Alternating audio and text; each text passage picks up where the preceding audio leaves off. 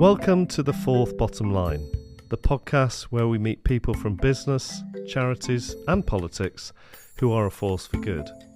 In each episode, I'll be asking my guests about the pain and failures that have resulted in the internal changes that have made them the unique individuals they are. So if you desire change in yourself and the world around you, keep listening. Hello, my name is Paul Hargreaves. I'm the CEO of Cotswold Fair and Flourish, two businesses that put people and planet before profit. We were one of the first B Corps in the UK in 2015, and I've written two books, Forces for Good and The Fourth Bottom Line. I realised a few years ago that if we really were going to change the world for better, we would also need to change ourselves. The outer impact of people, planet and profit had to be mirrored by an inner change, and that's what I call my fourth bottom line. During COVID, I put a post on LinkedIn about my dad, and it said something like, it's 8:30 in the morning. My father's been hard at work for an hour in an NHS clinic on the Isle of Wight. He's 82 years old, he's got a brain tumour, one of the most at-risk people in the country. And I said, I'm sharing this for three reasons. One, I think it's incredibly inspiring. Two, is it time we reevaluate how we see older people in business? And the third reason why I shared this post is I think it's proof that you can only get fulfillment at work in one way and one way only, and that's helping other people. My guest today is Mark Cuddigan. Mark has recently joined as CEO of This, the UK plant-based food company. Previously, Mark was CEO at Ella's Kitchen for over 12 years. He's a passionate advocate for business being a force for good. And Mark was also on the board of B Lab, the charity that runs the B Corporation movement, for over 4 years. According to two of his colleagues I spoke to, Mark is not afraid to be vulnerable and is highly competitive, but in a collaborative sort of way. They also said he's a great storyteller and a big picture thinker. Away from work, Mark is also a professional tennis coach and used to be a DJ and is a big fan of Arsenal. Mark, welcome to The Fourth Bottom Line. Thanks very much for having me, Paul. A little bit nervous. Now you've just mentioned that you've spoken to two of my colleagues beforehand, but looking forward to our chat today. Yeah, and a bit of a shame that you're an Arsenal fan, but we'll let that pass for now. Although I have got a link, actually, between the tennis and Arsenal. You might not know about me, I used to play a lot of tennis too in the top league in Gloucestershire, and I once played Tony Adams. No. Yes, that's indeed. Cool. So he was having lessons with the tennis coach at the club, and one day his lesson was him and the coach playing me and my doubles partner. Pleased to say that we won. Yeah. I was playing my daughter last weekend, actually. She's 15, and it's quite funny. She sort of played it short. She came in, hit it, played it so she could hit the volley. She put the volley away, and she smiled, and she kept smiling. I was like, "Why are you smiling?" And she just looked at me and she went, "One day, Daddy, one day." Yeah, my eldest, I don't think has ever beaten me, and I'm certainly not playing him now because he would beat me now. But he always wanted to win and didn't quite ever make it. Anyway, the thing that came through, actually, I did talk to two of your colleagues, and the big thing that came through was your passion and your drive. And as you know, this podcast is about getting under the surface of you and what makes you tick and where that comes from, what in your background has resulted in that huge passion I know you've got. So, as always, we'll start with your childhood. So, tell me a bit about your childhood. What was it like? It was. I've got a brother, an older brother, older sister. My dad was a doctor. I think we'll probably come back to that.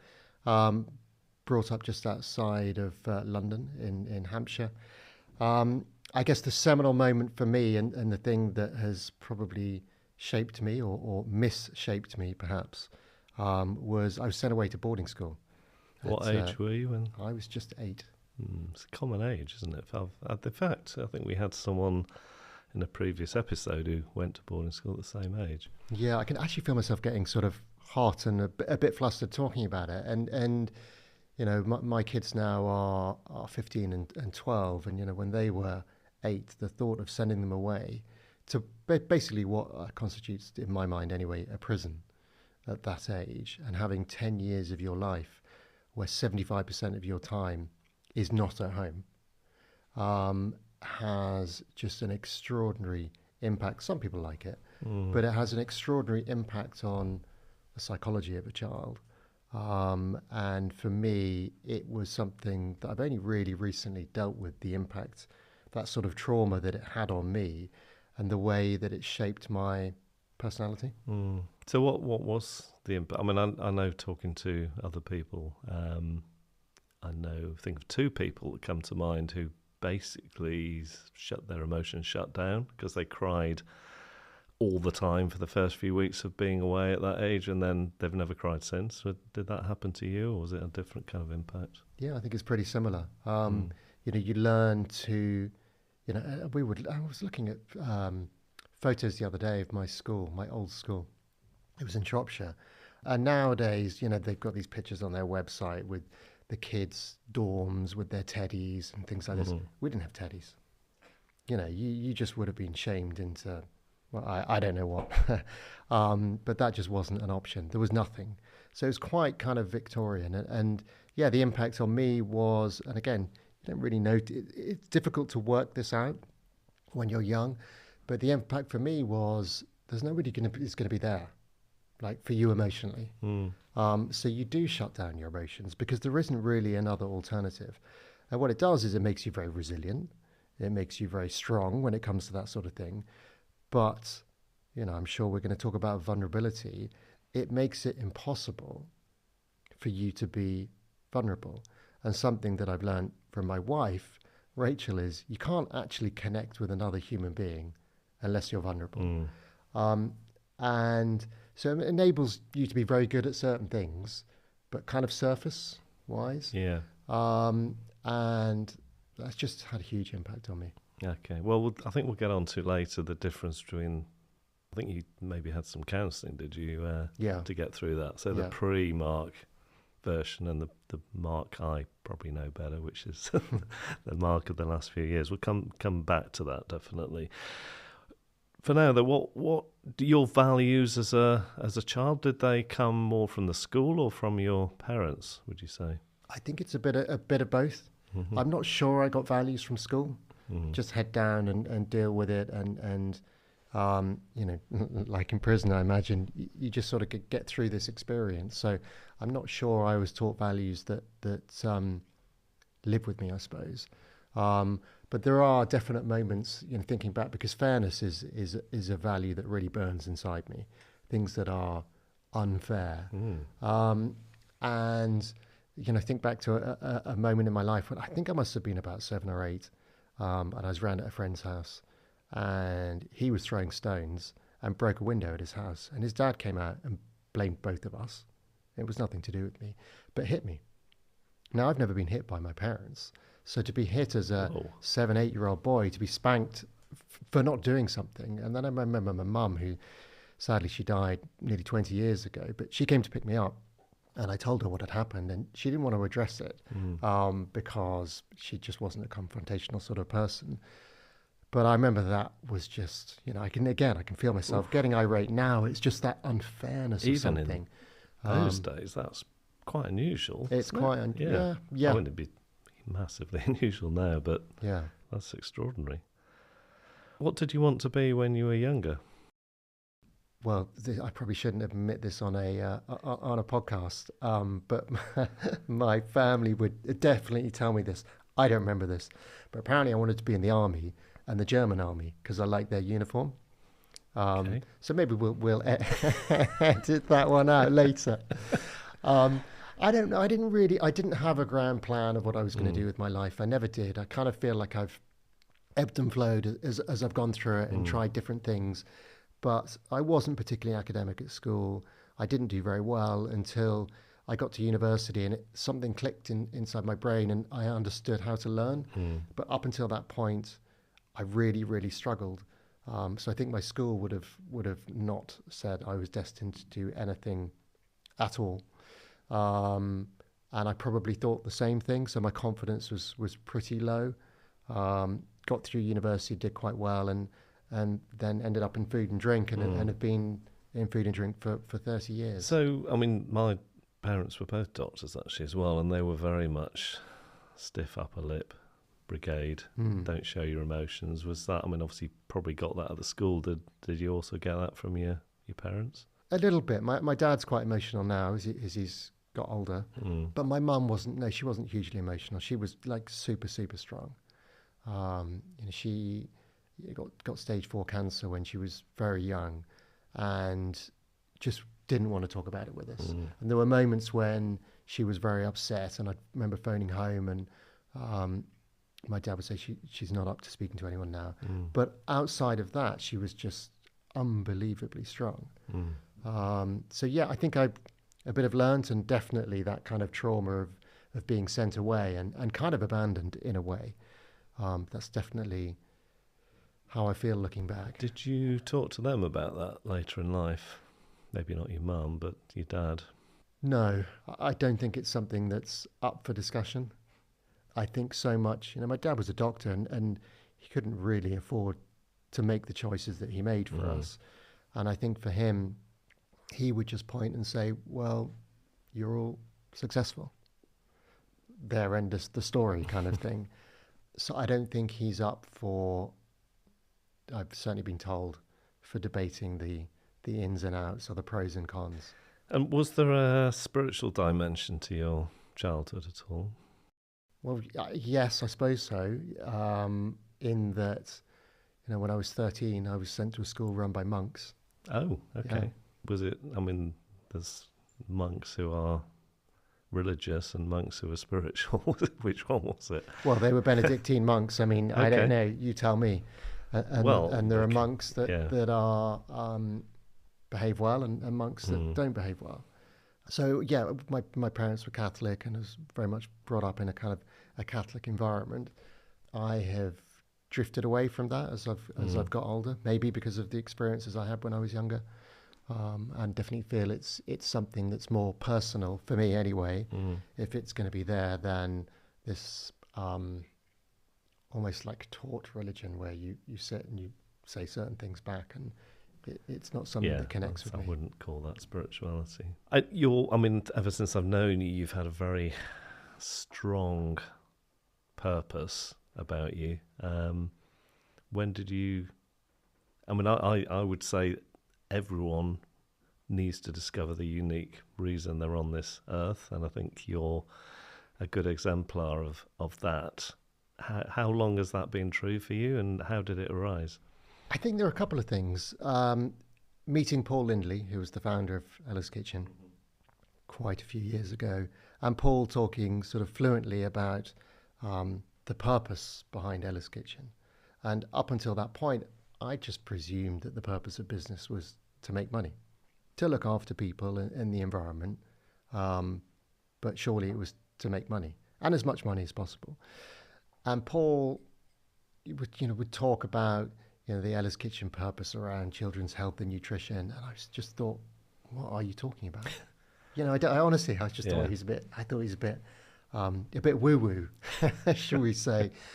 And I joined Ella's Kitchen, and I've said many times, it's changed my life from a business point of view, changed my life from a personal point of view. I look back on that time with just such fondness, and it just completely transformed me as a person. So I think Paul was definitely, he lit that paper. What did he see in you, do you think, to take you on? Oh, I don't know. I honestly, I find it very difficult to, when people say nice things about you, not that they, certainly my family, that's very often, but I find that quite difficult. So I find it quite difficult to analyze myself. I don't know what he saw in me, but he definitely saw something in me. And when he asked me and James McMaster to be co-CEO of Ella's Kitchen a long time ago, I remember calling my dad, and I thought he was joking. I just didn't think it would happen.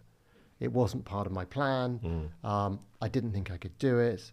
And so he clearly saw something in the way that I was behaving that gave him confidence that he could, he calls it his third child, he could give his third child to me. But again, doing a bit more thinking about this recently, during COVID, I put a post on LinkedIn about my dad. And I said something like, it's 8:30 in the morning. My father's been hard at work for an hour, inoculating people in an NHS clinic on the Isle of Wight. I said, he's 82 years old. He's got a brain tumour. He's probably the most at-risk, one of the most at-risk people in the country. Yeah. And I said, I'm sharing this for three reasons. One, I think it's incredibly inspiring. Two, is it time we reevaluate how we see older people in business? And the third reason why I shared this post is I think it's proof that you can only get fulfillment at work in one way and one way only, and that's helping other people. And that's something that Simon Sinek has said before and done lots of talks about. So I posted this. I showed it to my wife and said, is it okay? She said, yeah, it's okay. So I posted it. And I went back to my computer half an hour later, and it was like, oh, wow, it's like 100,000 people had seen this. Wow. And then it just took off. I had famous people like Richard Branson commenting, and Really? it just went stratospheric. Wow. So it was up to 4 million or something. Whoa. And I got a call from the head of the NHS saying, we'd like to interview your dad. I was thinking, what? I haven't even told my dad I've done this. Presumably he's not on LinkedIn. No, he's not. No, not on LinkedIn. No. And I was like, okay. And I was getting myself together. And before I got myself together, I got a call from ITV and then the BBC saying, oh, we'd like to where's your dad? And I was like, well, he's in the Isle of Wight. Well, we can send a crew down to go and interview him. Okay, I kind of, can you just wait in line? So I called my dad and I was like, so Dad, I've done this thing. And he's like, what? I said, well, I think it's really inspiring what you're doing. And I put a post on LinkedIn. What's LinkedIn? It's kind of like social media. And he was like, okay, so? And I went, well, it's a lot of people are commenting on it and it's got a lot of interest. And he's like, okay. And I said, there are some people who want to interview you. Well, who? I said, well, who do you want to hear from first? I'm like, there's the head of the NHS, there's ITV, and there's BBC at the moment. Right. And he's like, no. He said, shut it down. And I'm like, I can't really shut it down. He's like, no, definitely not. He said, I'm not a hero. He said, the heroes are people like your niece. So my niece was one of the doctors that was rushed through early. I don't know if you remember in COVID, they rushed these kids basically through to become junior doctors before they were junior doctors. Her first assignment was the Red Ward on Charing Cross Hospital, which is the COVID ward, which is just unbelievably difficult. He said, they're the heroes. I never do anything to take it. So I went back to the NHS person and he just said, oh God, we just want to interview him more now. But the reason why I want to tell this story is because I think I've got that from my dad. I've seen him his whole life. He worked in the NHS. I don't know how many years. It's all he's done is work in the NHS and look after people and help people. Yeah. And I think that's where, so when Paul kind of lit this thing, it was kind of there because I've had this role model, I suppose. And even if my dad, he's not going to listen to this because he doesn't know what a podcast is, but he'd be really embarrassed and go, that's not true. But it is true. You know, you get these certain things. And that's where that thing is inside of me. It's interesting that it's generally the heroes are the people that say they're not. Yeah. The people that think they are generally aren't the heroes, are they? But that thing about putting people first came out the two colleagues I talked to. They both said that was your leadership, always putting people first. So it's interesting that you've told that story. But we've had so many examples of the opposite of that. I mean, in fact, what's in people's heads when they think of even the word leader or leadership is something very different from what you just described. It's the big I am, it's the car park space with CEO written on it. I mean, it drives me to distraction. I can't tell you when I go to companies, you know, and the senior team have their car parking space nearest the building.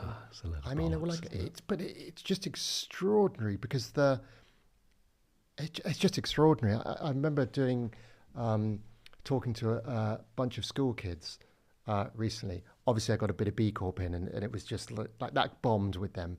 But this really, really cool girl who's about 11 or 12, afterwards, like put her hand up and said, I want to be a CEO one day. She said, what one thing do I need more than anything else? Which I thought was a really good question. And without thinking, I said self-awareness. I think you have to be really, really self-aware of your impact in any situation. So if you just look at the car parking spaces, if you're self-aware, you'd think, what does that say to the team? It says I'm more important than you are, and I'm going to get these perks to be a leader. You shouldn't get perks. No. I mean, it's an amazing honor to be able to manage people. That's your perk. It's not. I'm so pleased you said that, Mark, because as you know, I've written a book which is about 50 characteristics of good leadership, and there is only one chapter that is where it is, and that's chapter 1, self-awareness. Because without that, you might as well give up, not learn about anything else. Yeah. There is no hope unless there is self-awareness. And there's some great research, actually, that documents that even people who think they're self-aware, 80% of them actually aren't. Something like that. So, yeah, pleased you said that. So the purpose. So, yes, I love the servant leadership stuff. That's kind of what you're touching on there as well, isn't it, with your dad? And yeah, leaders are here to serve. I mean, you mentioned Simon Sinek, and Leaders Eat Last, you must have read, is another great book. Yeah. And generally, in most businesses, I know, or quite a few of them, leaders eat first, not last. Yeah. I mean, I don't think you can have a business where CEOs are paid 500 times more than the average worker and say that's a servant leader, because I don't see how those two things marry up. I don't know what you think about that. No, I completely agree, and it's strange in a way, because even if you're just out for yourself and selfish as a leader, it can't be much fun not being a servant leader, like just barking orders and telling people what to do. Helping people is just so much more rewarding and fulfilling. If we take you can only get fulfillment through helping people, not telling them what to do. That kind of leads you down the servant leadership anyway. And I just find it mind-boggling that we're still in this era, I guess, where a lot of leaders don't do that. But there's I think certainly in Western culture, there's a lie that says something like, well, putting others first, serving people, helping people is painful in some way and is going to harm you. When the very opposite is true.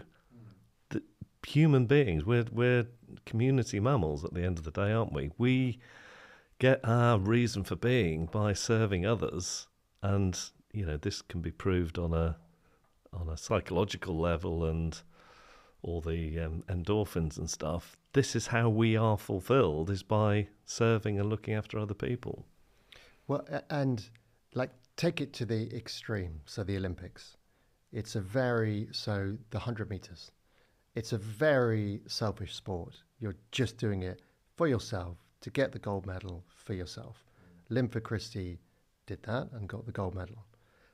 He then became a coach, and he coached Colin Jackson, who also got a gold medal. And he said when Colin Jackson got a gold medal, it meant more to him than when he did it himself. That's true with our kids, though, as well, isn't it? I know you've got kids, so have I, and I get more fulfillment from seeing them do stuff. And people at work. When people in our companies win awards or get recognition, I'm far, far rather that than me getting an award. Although I'll challenge you that, Paul, because you won't let your son beat you at tennis. He wouldn't like it if I let him win, though. I want to talk about failure and trauma. I mean, I know from my life and from talking to many other people, quite often it's the difficult times that form us as humans and make us better, actually. Has that been true for you? Yeah, definitely. The missteps I've had in my career, it's a definite truism. I learn more about myself, my values, what I value, what sort of leader I wanted to be in scenarios, shall we say, that were the exact opposite, because it just shines a light on it, doesn't it? And I think, it is through the difficult times that you can really grow. What's the most, if you're comfortable to talk about it, what is the most difficult time you've had as a leader? It was difficult to talk about because my CV isn't that long. Without it wouldn't take a detective to go, oh, was it at this place then, working at this person? Yeah. Well, I do know you had someone who died in your, I think a fellow director once. Yeah. Which must have been incredibly difficult. Yeah. I mean, we've got someone at the moment who's got cancer, not been around for 6 months, and it's difficult to work through that. How did that change you? I was thinking last night at 4 a.m. when I woke up, a bit of anxiety that you'd ask this question, because it's someone I worked with for a decade. My kids would refer to her, Kath, as my work wife, and you just become great friends when you work with people. And it was awful. She died 2 weeks before lockdown, and she'd gone to America on a trip of a lifetime, and her daughter couldn't wake her up in the morning, and dealing with like collective grief. I nearly made some terrible decisions. So I was away as well, and I came back, and I remember flying back thinking, I'm gonna get home, and it's just gonna be this terrible mistake, that they're wrong, that there was some sort of accident or something, but she can't be dead, because it all happened late at night. And I spoke to her dad, and he didn't really make much sense. He just said the only thing you don't want to do is bury a child, and I couldn't get anything else out of him, and it was so strange. And I got back, and I talked to a great friend of mine, Zav, who also he ran a creative agency, and the idea was to get everyone into work on Monday and tell them. And he said, you can't do that.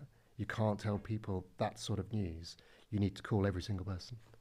So you need your team to call every single person. And we did, and we said, don't come in on Monday. And everyone in the whole company came in, including people who were on holiday. And it's absolutely devastating. And I think looking back, I've cracked 2 teeth through the stress of just grinding my teeth at night. And looking back, I think I did a really bad job of looking after myself. And sometimes we talk about the servant leadership. We need to look after ourselves to be able to look after other people. And I just did a really bad job. And it was the second time after my mum had died that something like that had happened to me. And I still think about her often. And it was incredibly, incredibly difficult. And of course, lockdown happened. I couldn't go to a funeral. And we were all in this sort of strange scenario where we weren't seeing anybody, in real life anyway. And it was, It didn't help with the grieving process. No. I was sorry to make you talk about that, but I think it's important for people to realise that leaders are vulnerable, and sometimes leaders can be perceived as these people who don't go through stuff like this. And we do, obviously. We're humans, aren't we? Just the same as anyone else. And yeah, I mean, I think anything like that, painful as it is, it adds depth to our human experience, and we will come out. You might not know 100% yet the positives that might come out of that, but I'm sure you know some of them. But those events do change us for better, I believe. Yeah, I don't know. I think I'm still struggling to find the positives in it. She was just such a great friend, and it was. I mean, the one thing it has done is that sort of leadership team that we had has formed this really tight bond, and it will forever be there. Yeah. Because we went through this together, so maybe that's the positive. You're a person that seems to be really well in touch with their emotions. And just going back to what we talked about at the beginning, the boarding school. So there's been a transformation there, because you're an incredibly compassionate person, vulnerable. You've been on the edge of crying a couple of times during this conversation. So how did that, because I know there's so many similarities between us. I shut down my emotions when I was about 9, when I broke a window, bizarrely enough. And they were expensive. They were kind of leaded glass, so really expensive windows. And I was standing there crying at the garden gate. And my dad gave me an absolute bollocking when he got home. Not because I'd broken the window, but because I was standing at the gate crying, and what would the neighbours think? And I shut down at that point, didn't cry for, I think, 25 to 30 years. Wow, shame. What a terrible... Yeah, I guess. Yeah. So how did you reawake your emotions? I've got to give total credit to my wife, and her pushing me to be more vulnerable. I think I was sort of vulnerable and self-aware and compassionate, but in a relationship I found it difficult to be properly vulnerable, because as a leader you have to, people don't care really. I don't mean that sort of flippantly. I don't want the team to think, I don't think they care, but I think sometimes in a leader you don't want to see them break down. You don't want them to see they are the person that's meant to take everything and hold the space for everybody, rather than be at times this vulnerable person. So I think I could do things really well on a surface level and really well in a business sense, really badly in a relationship. So I first knew you before Ella's, and you were leading a business then. How's your leadership changed as a result of that? Well, I hope I've become a much better partner. I hope I've become a much better dad,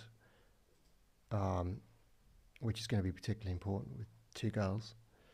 And I think I've become more aware. So I think I had this sort of latent awareness without a proper, not self-aware, without a proper awareness of, I think I'm now good at creating the space and that psychological safety for others to be vulnerable without me going first. And I'll give you an example. I recently joined this, and we had a senior team meeting quite a few months ago. And one of the 7 of us, a couple of people went first. I was like, well, how is everybody? Everyone goes round, and it went round to this guy, and he said, yeah, not great. And there was sort of silence.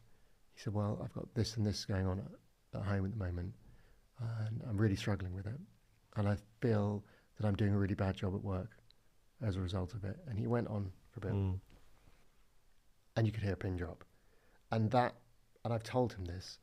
That moment changed the dynamic of our senior team. And I really, really mean this. It suddenly, it was like a lightning rod for people to be honest and vulnerable, and for us to start connecting as a team, to have this space where we were all secure and we could just be totally honest. I hope that my style and gave him the freedom and that safety, and I think it did to do that.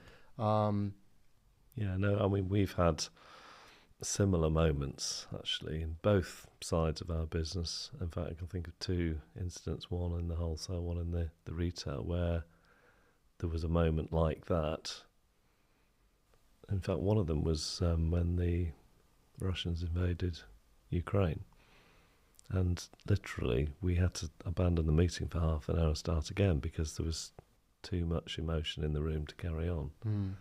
And similarly, in the other side of the business, there was just a number of people in not a good place, but they were open enough to share that. And sometimes one person in particular I'm thinking of who wouldn't normally have done that did.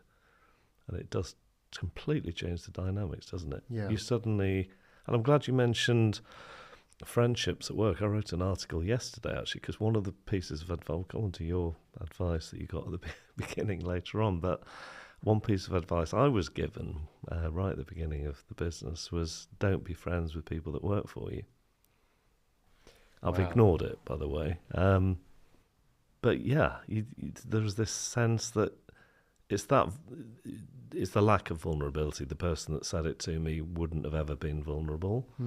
And if you're not vulnerable, I don't think you can be a friend, can you? So pleased you said that you have friendships in a work scenario, because I do too, and yet I don't know if many people do. Yeah, I mean, I have great friends. I mean, life's too short, isn't it? Well, we spend enough time at work. We've got to have some friends, haven't we? Yeah, get through the day. Yeah, and it goes back to that sort of purpose of a business. I really want to enjoy the time I spend with people. Yeah. And I think it surprises people that I'm more interested in what they're doing, how their personal life is than their business life.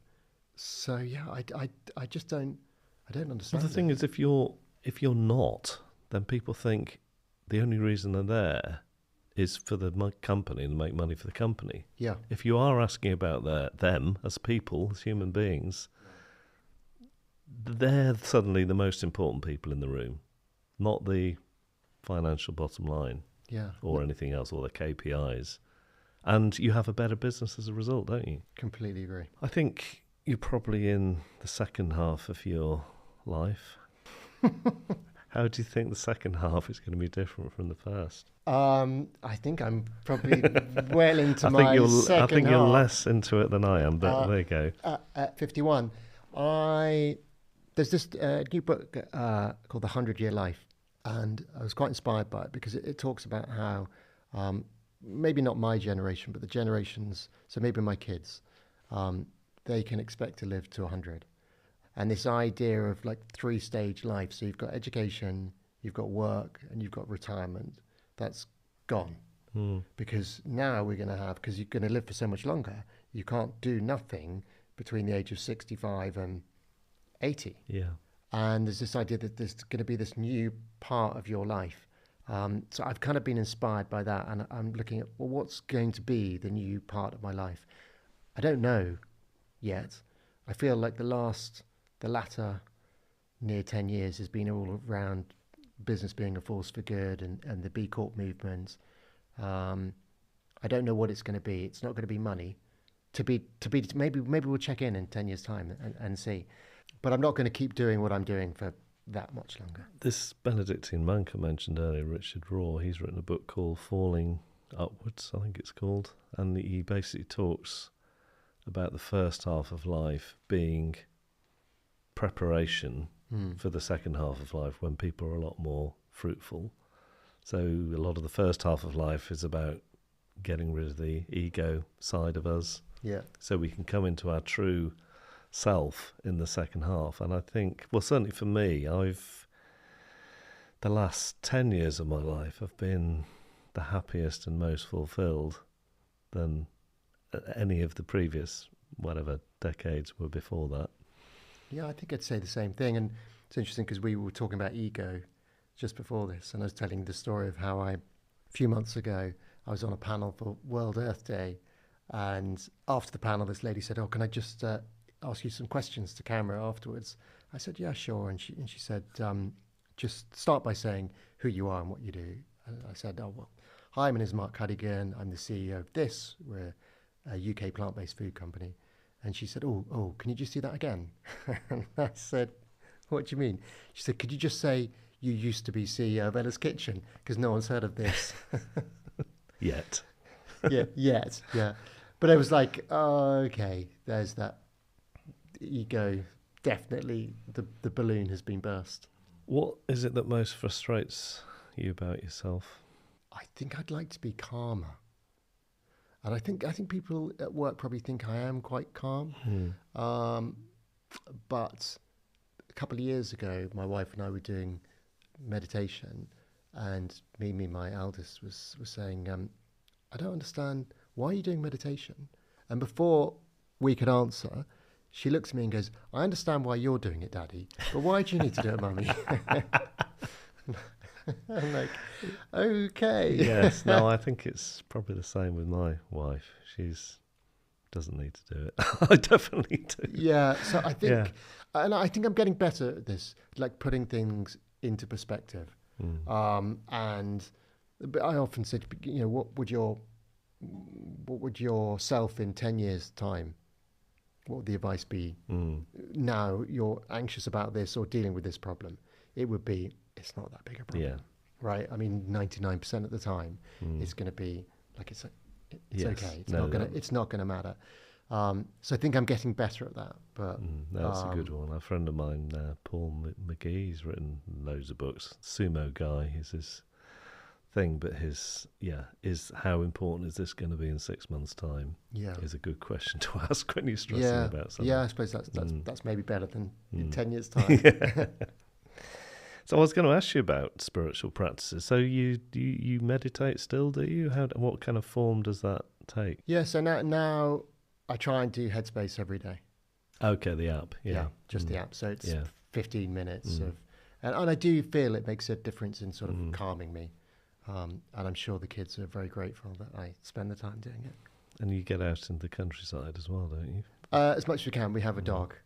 Who is she's a star. She's been on Sky News, and I take her into the office every day. Well, she's been on a LinkedIn post as well. She's been in lots of LinkedIn posts. I'm not sure how many million views she's got, Paul. You know, don't get defensive. Getting a dog actually changed everything. Really? Yeah. Yes, best thing we ever did. Wow. How long was that during COVID when everyone else got a dog? So, no, it was just before COVID.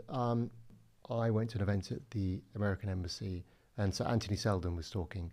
And there weren't that many people there. And at the end of his talk, he was being interviewed. He was asked the typical question. He said, if you're a prime minister for the day and you could do one thing, what would you do? And he went really quiet.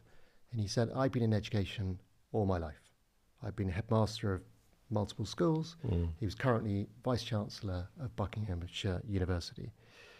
And he said, the incidence of mental health issues with our young right now is an epidemic, and it's an absolute scandal. And he hit his hand on the desk, and you could hear a pin drop. And he said, obviously, it's very complicated, very complex. I haven't got the time to go into all the issues, and there are many issues that have caused this. But you asked me if there's one thing I would do, what would I do? He said, I would put a dog in every single place from nursery up to and including universities, because they're simply the best thing for children's mental health. And I went home, and my wife and my eldest have this autoimmune condition, which means they can't absorb calcium. And a consequence of that is high anxiety the whole time. And I said to my wife, and we moved out of London, we moved back to London, and the promise from my wife is we'll move back to London because she wanted to move back and we'll get a dog. We moved back, we didn't get a dog. So I said, I've just heard this from Sir Anthony Seldon. And she said, fine, you find a dog, you can get a dog. So I found a dog, boom, lockdown happened. They had to choose the dog for us out of the litter because we couldn't go and see the dogs. And then the night before we were going to pick up the dog, Dandelion, she's a golden doodle. My wife wakes me up in the middle of the night and says, I'm really anxious. And I said, what are you anxious about? And she said, because what if I don't love the dog? I'm like, what? And she's like, I've never had a dog before. I'm not going to be able to fake it. What if I don't like the dog? I'm like, well, I'm sure you're going to like the dog. And she went, no, but what if I don't like the dog? Anyway, we went to pick up the dog. And there's a picture of our eldest. She got down on her knees and Dandelion jumped up on her. And my wife burst into tears. So there was no problem loving the dog. And then it was about a year later, I was coming back from work and I thought, well, I should email Sir Anthony Seldon and tell him what's happened. Okay. So I sent him this, and he's an important person. You get this generic email address, it will get to him sort of thing. So I thought, well, it won't, but never mind.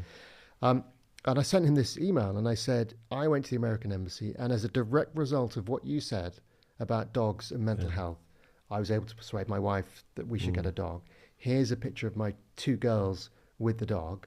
I was like, it has transformed their lives and our lives, and I just want to thank you Wow. because it never would have happened without you. And about 10 minutes later, I got this long reply from him going, Wow. I can't believe you just sent this. This has made my week. He's like, can we meet up? Because I want to talk to you about Fantastic. like business and stuff. And yeah. Well, I've read the book, and he talks about a spiritual connection with his dog. Amazing. More calming than, like, picking her up is more calming than doing meditation. Well, it's a form of meditation, I would say. Yeah. Because the word meditation is generally quite a narrow Yeah, definition. It is much broader, yeah, isn't it? I do the stair climbing thing at the gym, and for me, that is a form of meditation. Yeah. Well, actually, Yeah. for my daughter, who is getting so good at tennis, she's going to beat me, which is great, but it's a bit frustrating. But for her, I think it's meditation. You don't think about anything when you're playing. You're not thinking about your work or tomorrow or anything. She's so focused on hitting the ball and getting in the right place that actually that's meditation. Yes, and I didn't quite get in that state enough when I was playing tennis, but there were a few occasions where you just, your mind isn't engaged in it, you're just flowing.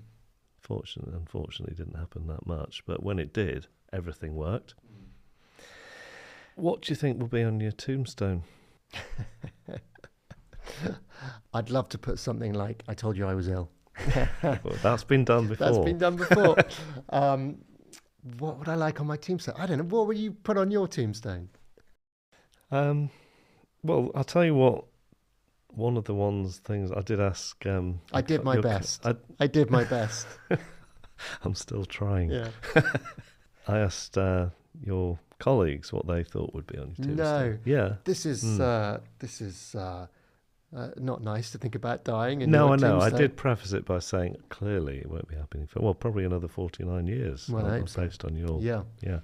One of them said B Corp. Be the change. Yeah. The other one, which I loved, and I probably would love this on mine, is he changed the world. Oh, I'm not sure that's true, but that's very sweet. Well, we all do, don't we? To a greater or lesser extent. I mean, I think that we all do.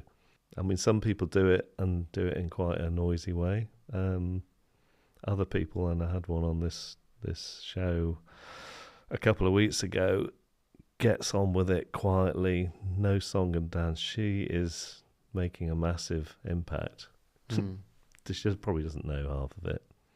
But one of her customers actually told me she was the Jedi Knight of sustainability.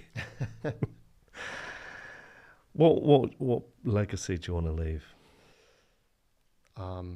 It always feels a bit like Tony Blair talking about legacy, doesn't it? He was obsessed with his legacy. I'm not sure I have a legacy. I definitely, and I've said this to the team at this, I want them all to love working at the company, but to have been changed. So when they go on somewhere else, it's almost like they've been kind of indoctrinated into some sort of sect, I suppose, that they go somewhere else, that they know that there's actually another way of doing business, and they know what their personal values are, and they're going to go and live those in another business.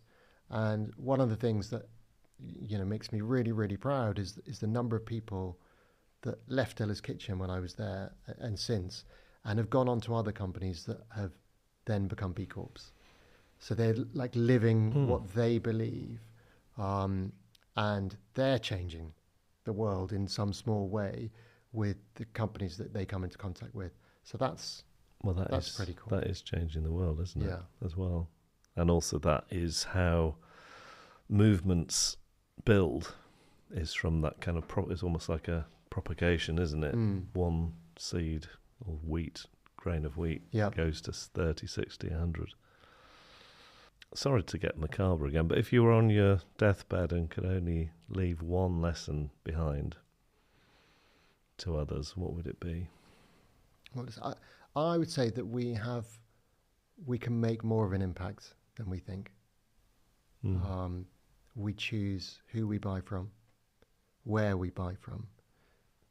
We can increasingly choose where we work, and we can influence other people with our views.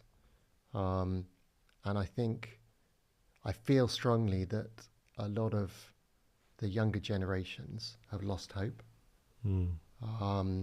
which is a terrible thing. You know, my kids buy from Shein, and I'll say to them, but you know that it's likely that someone hasn't been paid properly for that, and they know that. And I asked them about the environment. They said, well, we can't do anything to change that. It's unstoppable. And so I'd like people to think that that's not true, and that we can change things. We do have power ourselves with our communities. You know, the thing about social media is it's given this wide audience, I suppose, that we can connect with and talk to. So I think we can, it said that great quote from the sort of Gandhi, allegedly, you know, be the change that you want to see in the world. Don't be passive. That's a good one, yeah. And that was one of, I don't know if you saw Kamala Harris's speech that she made after she lost the American election last week. That was the main message, that don't give up hope, and it was mainly young people in the crowd. So I set you a bit of homework as we come to the end.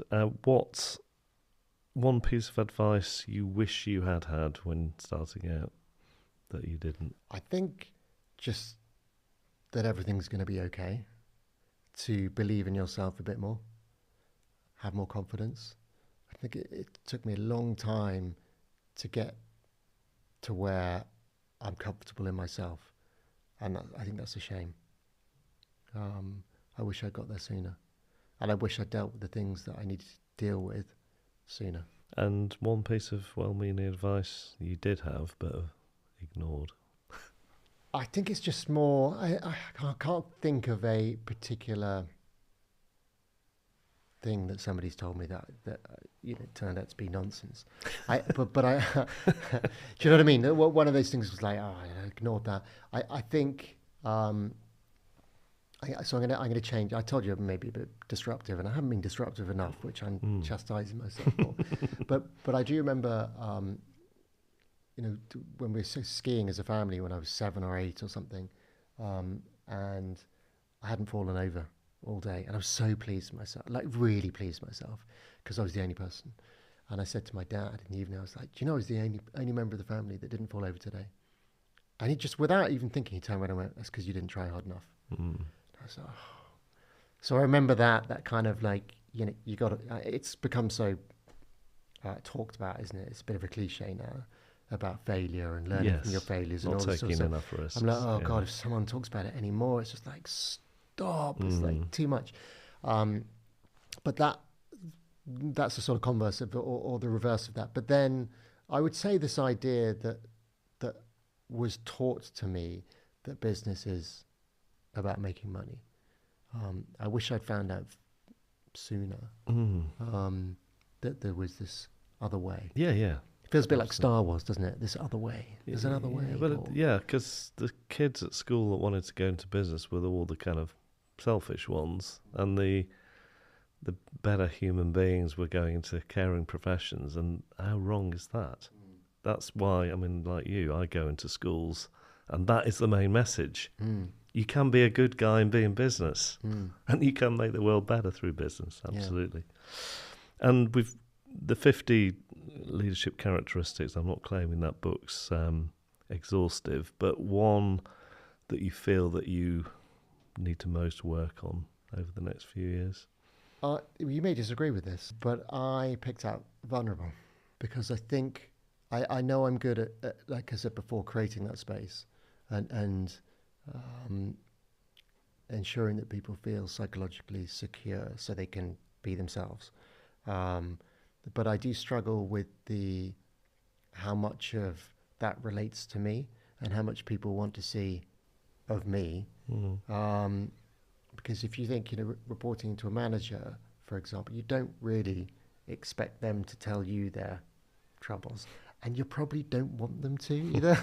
I'm thinking about bosses I've had in the past. I think it'd have been really weird if they'd gone, oh, do you know what, I'm having real problems with my relationship or whatever it may be. I think I'd think, okay, that's a bit strange. Because I desperately do want to be myself and to be vulnerable. But I think I don't know. It's the one I picked out as the one that kind of I think I still need to work on. Well, I think you have been vulnerable during this conversation and incredibly authentic. So, Mark, thanks very much for joining us today. Thank you very much for having me. We really hope you enjoyed this episode of The Fourth Bottom Line. Please hit subscribe to make sure you never miss an episode, and leave a rating and a review wherever you get your podcasts.